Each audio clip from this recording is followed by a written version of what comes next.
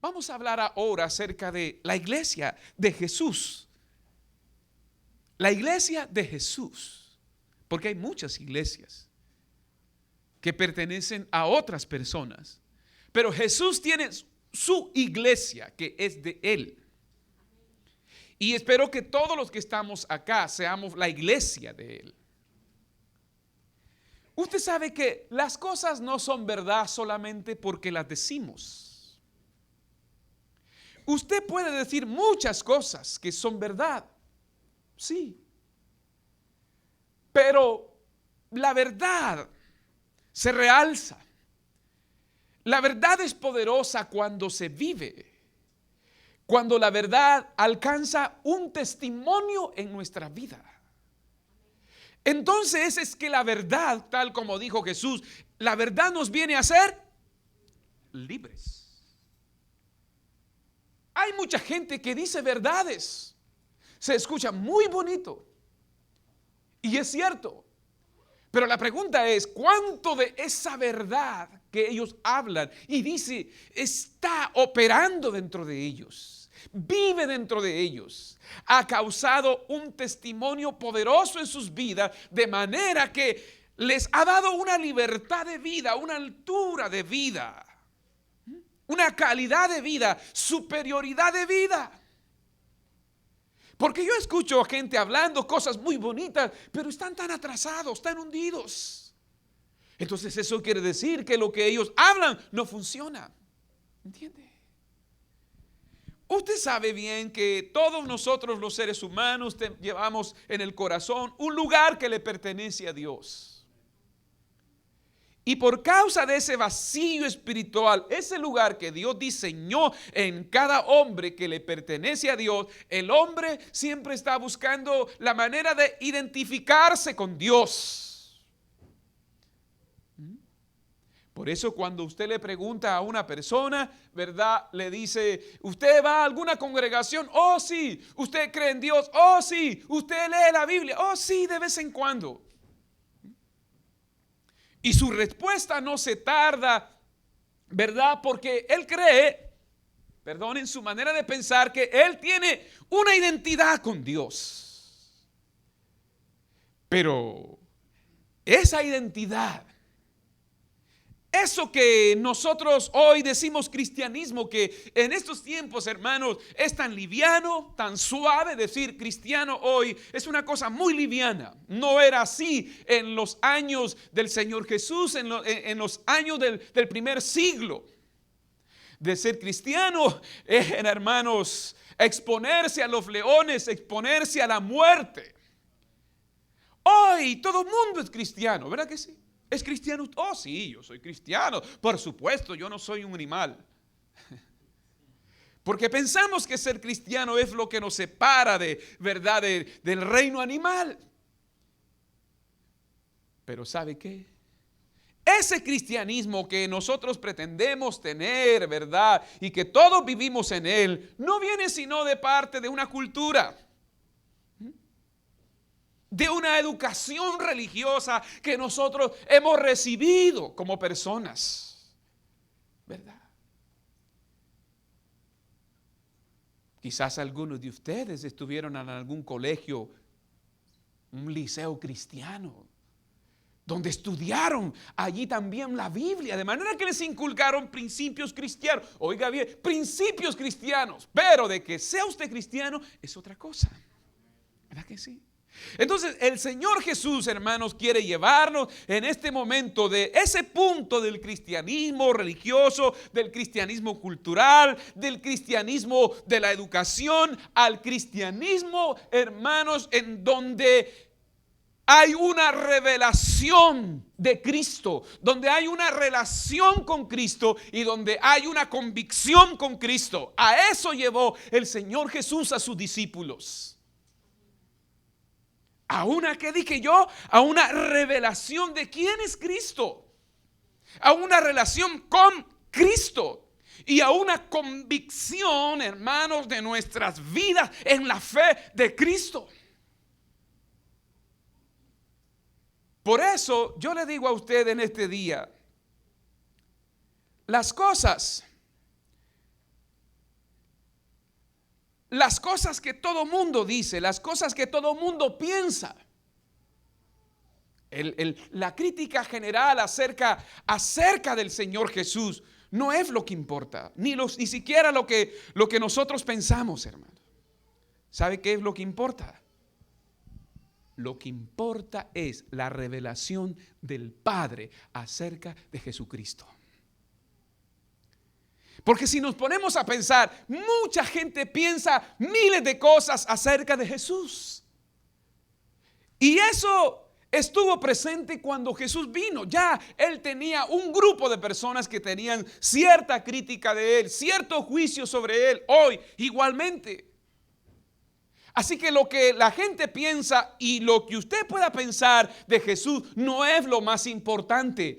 Lo más importante es lo que el Padre nos revela a nosotros acerca del Señor Jesús. Y yo le agradezco al Padre Celestial que un día, a través de su Santo Espíritu y de su buena palabra, Jesús se reveló a nuestras vidas. Y yo sé ahora quién es ese hombre. Amén. En la carne no, pero en el Espíritu sí lo conocemos. Amén. Y cambió nuestras vidas. Aleluya, bendito sea su nombre, hermanos. Bendito sea el nombre bendito del Señor. Ahora, escúchenme. Jesús, el hombre que va más allá, hermano. Que no va solamente a alimentar la mente de las personas, sino que va al espíritu de las personas. Mire lo que hizo Jesús. En la región de Cesarea de Filipo sentó a sus discípulos y les hizo la pregunta.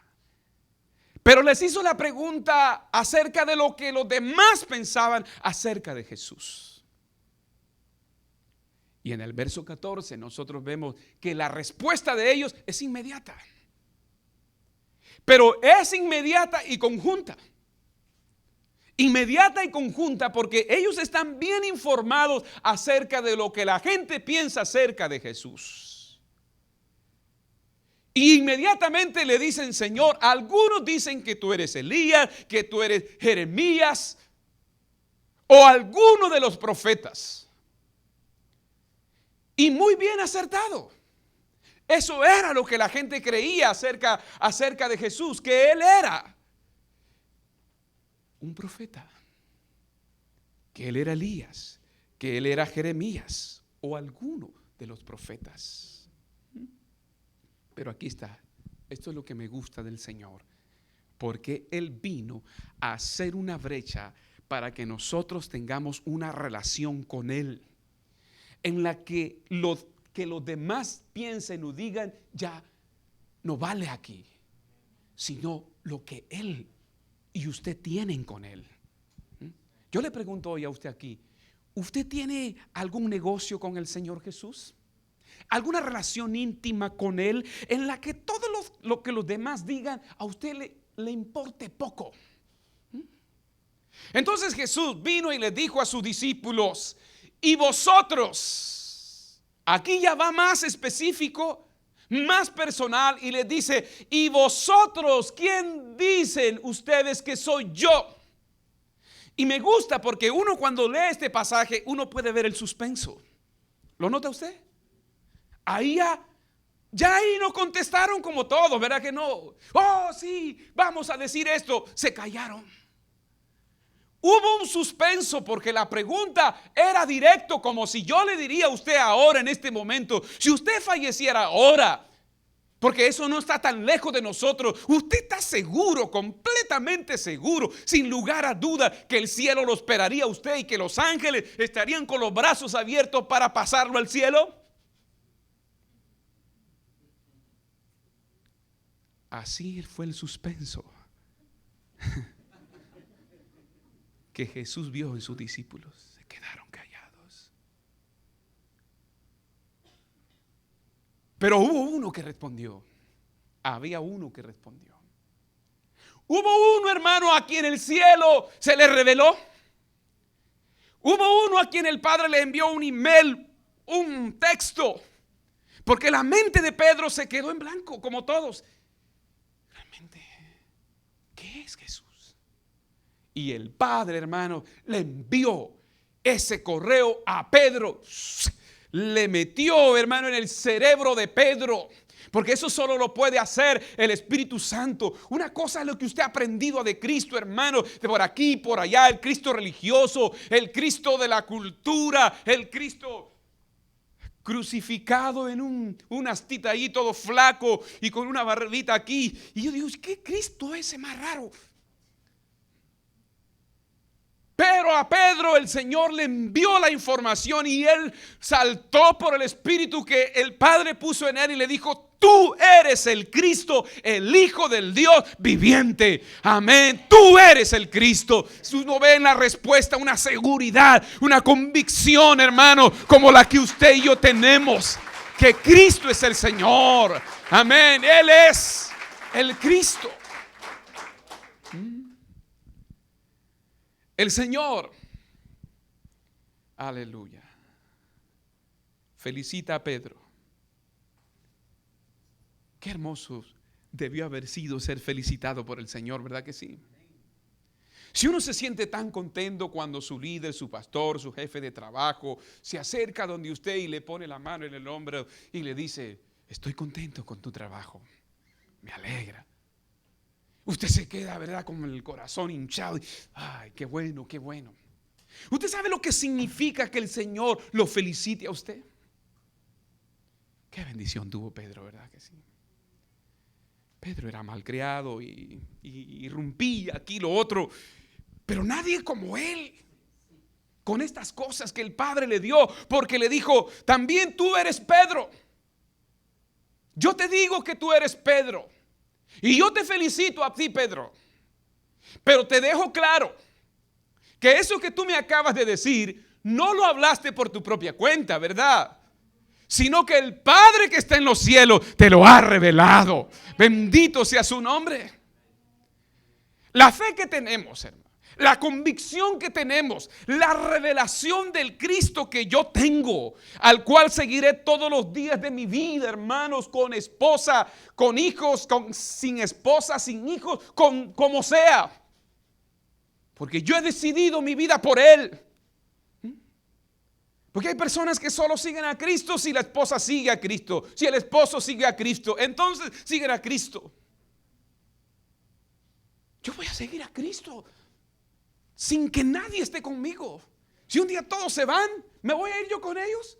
No, yo seguiré a Cristo. Amén.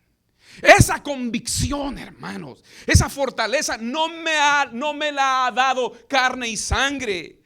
Esta palabra carne y sangre era una expresión judía que se usaba en aquellos tiempos para designar todo lo que nacía de lo humano y que por lo tanto venía a ser puramente humano. Por eso es que usted ve que Jesús dijo: lo que nace de la carne, carne es, y lo que nace del espíritu, espíritu es. Ese era un lenguaje entre ellos para hablar de la naturaleza puramente humana, carne y sangre. Nosotros no es ese nuestro lenguaje en realidad, pero para ellos sí. Hablar de carne y sangre era hablar de aquello que se concebía solamente con la mente humana. Y por eso el Señor le dice: bienaventurado eres, Pedro, porque esto no fue por tu gran capacidad académica, porque eres teólogo, porque eres erudito o porque eres esto o lo otro. No, esa revelación te la dio el Padre. Y yo bendigo a mi Padre Celestial, porque Él, como lo alabó aquel día frente a la multitud, mirando a los hombres sencillos, a los pobres hermanos, a la gente ahí con sus túnicas sucias y malolientes, los vio y dijo: Padre, te alabo, te bendigo, porque ocultaste todas estas cosas de los sabios y los entendidos y se las revelaste a estos pequeñitos, porque así te agradó, Padre Celestial. Aleluya. Y Él nos lo ha revelado a nosotros. Amén. Él se reveló a nuestras vidas, hermanos. Aleluya. Así que yo le pregunto a usted en este día: ¿cuál es el Cristo que conoce usted? ¿Qué piensa usted de Cristo? ¿Quién es Cristo para usted? Porque para algunos es ¿cómo se llama? Un sanador, como cualquier curandero, ¿verdad? Y buscan a Cristo para que les sane. Otros miran a Cristo como alguien que les puede predecir su futuro y que les puede ayudar. Y Cristo es todo eso, depende de la necesidad que tengan, ¿verdad que sí? Pero el Cristo de la Biblia, hermanos, es Señor. Señor de señores, Rey de los reyes, Dios de los dioses. Eso es Él. Así que concebir a Cristo solo como Salvador es poco. Porque Él no solamente salva. No, Él hace otras cosas muy poderosas. Ahora escúcheme. No nos va a dar tristeza a nosotros, hermanos, cuando vemos en los reportajes, en la televisión, en alguna noticia, cuando la gente dice que Jesús se apareció en el nudo de un árbol. Y que se ve muy clara la imagen de Jesús en ese nudo de ese árbol. O que Jesús está en una vitrina y que está llorando lágrimas de sangre. O que apareció en una pared, en la imagen de una pared, y es muy obvia su barba, y es muy obvio sus ojos. Es Cristo Jesús. ¿No da tristeza a eso, hermano? ¿Sabe por qué? Porque uno dice, wow, eso es Cristo. Eso es Cristo según la religión, hermano. Eso es Cristo según la tradición. Eso es Cristo según los cuentos de verdad religiosos en los libros. Cristo no es eso. Amén. Cristo es Espíritu, vive dentro de nosotros y está obrando cada día en nuestras vidas. Lo que pasa es que se necesita que se revele a nuestro corazón. Ay, Señor, bendito sea su nombre. Revelar significa quitar el velo, hermano.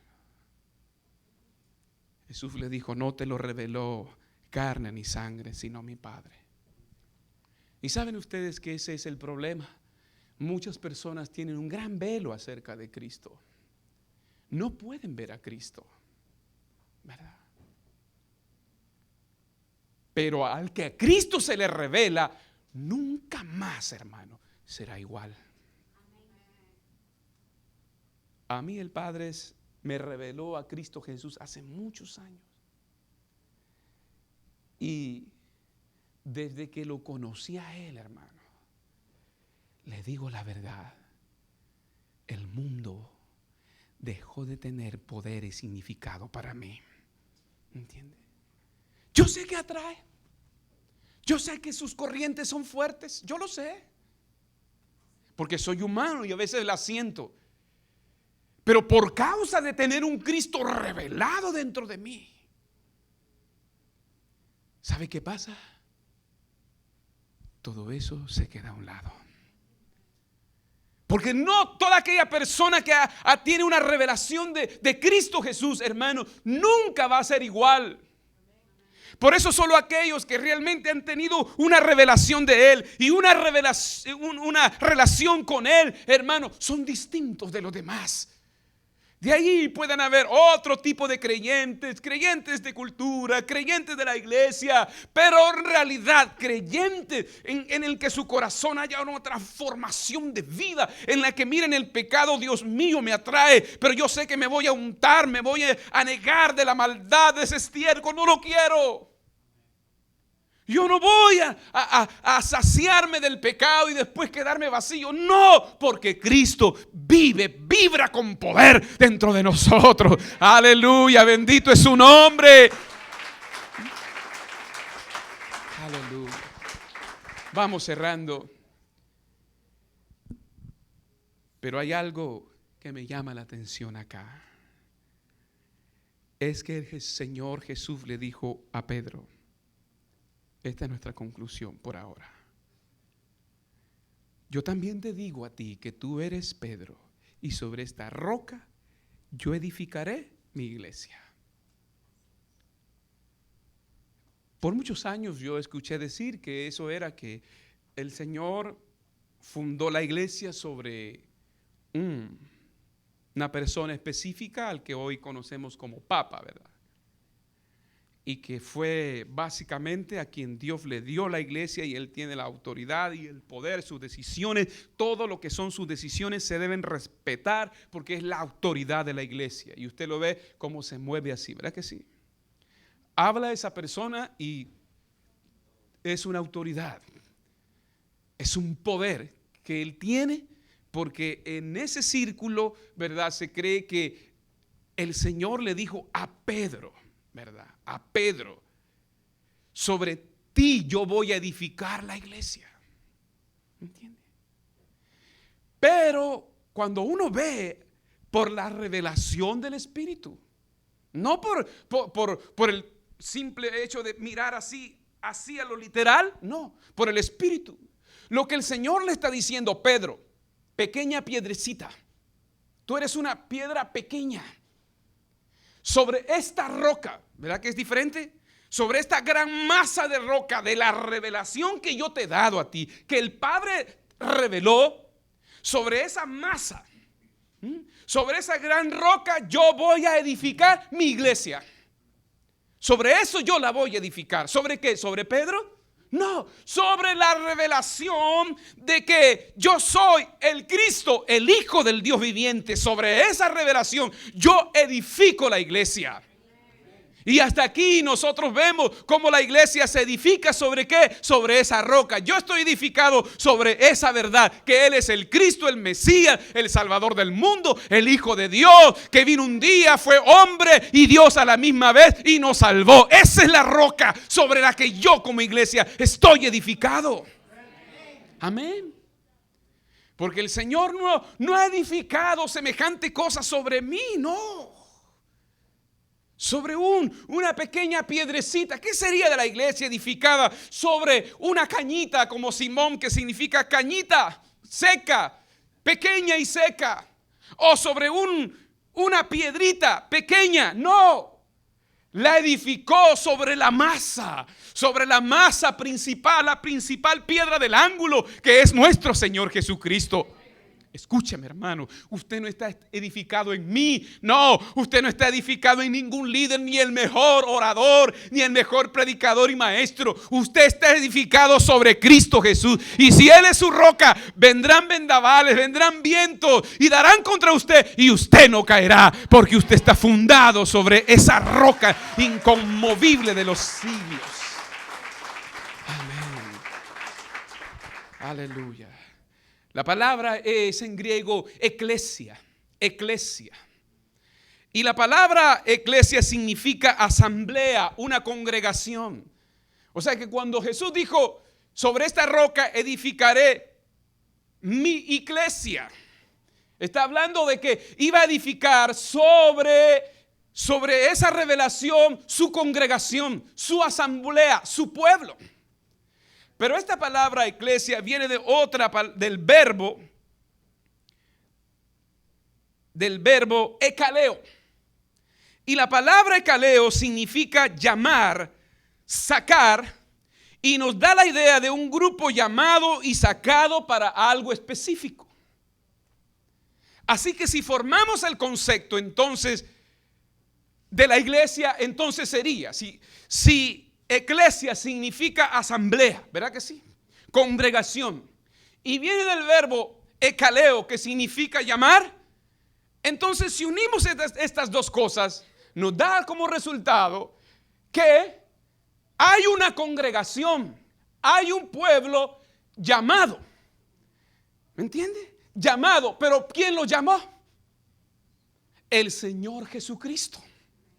Entonces, la iglesia, hermanos, escúcheme, la asamblea de la iglesia, la congregación de la iglesia, son todos los llamados de su nombre. Aquellos a que el Padre llamó en Cristo Jesús, los limpió con su sangre y hoy están acá en este lugar cumpliendo un propósito específico. Eso es la iglesia. Pero lo más hermoso de esto, ¿sabe qué es? Que decir solamente eclesia o iglesia es un término vago, mediocre. ¿Sabe por qué? Porque decir solo iglesia, hay iglesia de Satanás. Ustedes saben que en California hay una iglesia, la iglesia de Satanás, cuya forma es de ataúd. Y allí llega la gente a la iglesia de Satanás deliberadamente a adorar a Satanás. Ellos son la iglesia de Satanás. Usted me está entendiendo, ¿verdad que sí? Usted sabe que la muerte tiene su iglesia y que hay lugares donde le tienen altares a la muerte y adoran a la muerte. Esa es la iglesia de la muerte. Padre Santo. Usted sabe que, yo no sé si todavía existe, pero hubo un tiempo cuando Maradona, el mejor jugador del mundo en aquellos tiempos, tenía una iglesia allá en Argentina, que es la iglesia de Maradona, donde la gente llegaba a adorar a Maradona por sus habilidades, por todo lo que él era como futbolista. O sea, decir iglesia es muy vago porque, ¿verdad? Iglesia, pero ¿de qué iglesia es usted? Es más, la iglesia no es el edificio, somos nosotros. Pero el asunto es de qué iglesia. Pero allí está la palabra específica. El Señor puso un adjetivo claro, adjetivo posesivo que dice mi. Eso hace la diferencia, ¿verdad que sí? Él dijo, mi iglesia yo la voy a edificar sobre esta roca. Mi iglesia. Ahí está la diferencia. Pueden haber muchas iglesias, pero Cristo Jesús tiene una iglesia. Y espero que usted sea de esa iglesia. ¿Verdad que sí, hermano? Aleluya. Mi iglesia. Lo que equivale a decir, hermanos, que Cristo es el dueño de la iglesia, el fundador de la iglesia, el que la levanta, es el Cristo Jesús. A veces nosotros decimos, ¿verdad? Y entendemos los términos en los que hablamos para identificación y para sentirnos propios en algo. Decimos mi iglesia, mi iglesia. Sí, mi iglesia, sí. Pero yo podría decir que ustedes son mi iglesia. Ustedes no son mi iglesia. Ustedes son la iglesia del Señor Jesucristo. ¿No les parece eso hermoso? El diablo ha querido denigrar a la iglesia y nos llama a nosotros, aleluya, creyentes, ¿qué más? Protestantes, locos.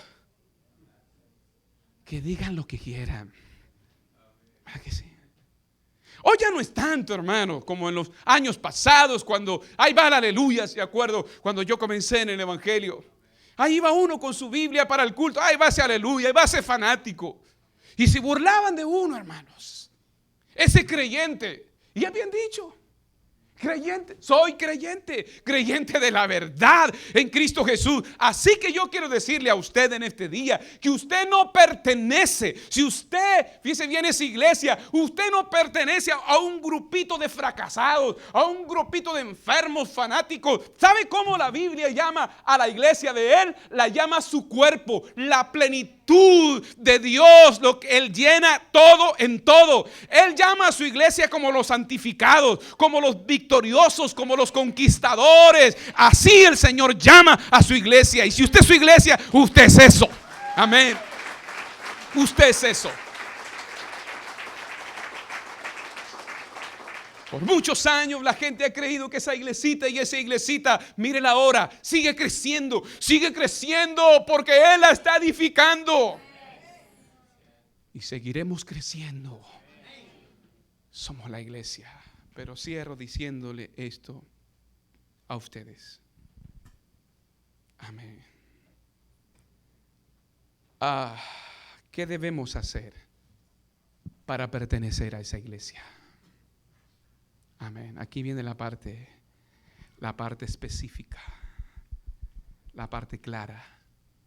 Amén. Yo le pregunto a usted en este momento, a todos los que estamos acá, ¿usted pertenece a la iglesia de Cristo? ¿Usted es de la iglesia de Cristo?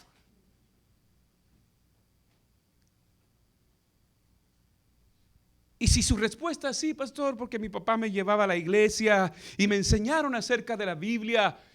Sí, pastor, yo estoy viniendo a la iglesia todos los domingos. Yo soy la iglesia de Cristo. No hablo de eso, hermano. Yo no estoy hablando de que usted venga a la iglesia o de que a usted le enseñaron acerca de la Biblia.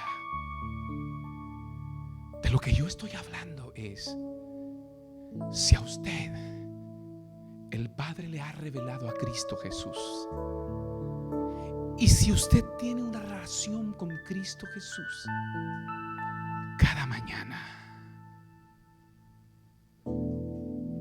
de manera que usted está apasionado por Él.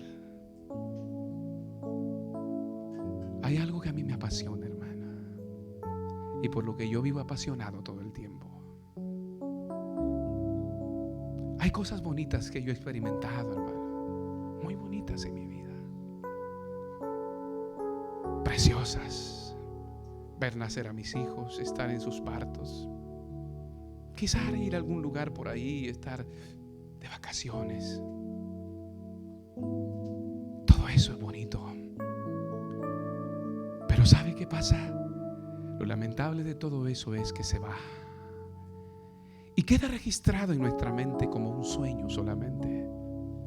Cosas que pasaron. Así dice la Escritura, que somos como el viento, como chispas de fuego que se ven en la oscuridad de la noche en una fogata, pero luego desaparecen. Bien dice la palabra de Dios, que sale el aliento de nosotros, nuestros sueños salen, pero también en ese mismo momento desaparecen. Y somos como sombra, ¿verdad? Como niebla que se la llevan los vientos. Por eso me gusta Jesús, porque Él está conmigo todos los días más grises de mi vida. Cuando he querido huir y tomar las alas de un ave y irme lejos, ahí ha estado Él conmigo. Cuando llega la noche y todo es confusión para mí, que no encuentro cómo entrar ni cómo salir, porque a veces no sé, hermano, a veces no sé qué hacer, no sé cómo entrar, no cómo salir de aquí, qué hago, qué digo, no lo sé. Ahí ha venido Él con su luz a mostrarme el camino. Y cuántas veces yo lo he sentido a Él poniéndome su mano en mis hombros y diciéndome: hijo, yo estoy contigo, hijo. Espérenme. Mantente quieto, yo te voy a ayudar. Por eso le pregunto a usted hoy: ¿usted conoce a Jesús? ¿A usted se le reveló Cristo Jesús en su corazón, de manera que usted tiene una relación con Él? Yo le digo hoy a usted, el Espíritu Santo está acá y sé que le está revelando a usted en su corazón a Cristo Jesús. No la imagen física de un Jesús, la presencia de un Jesús.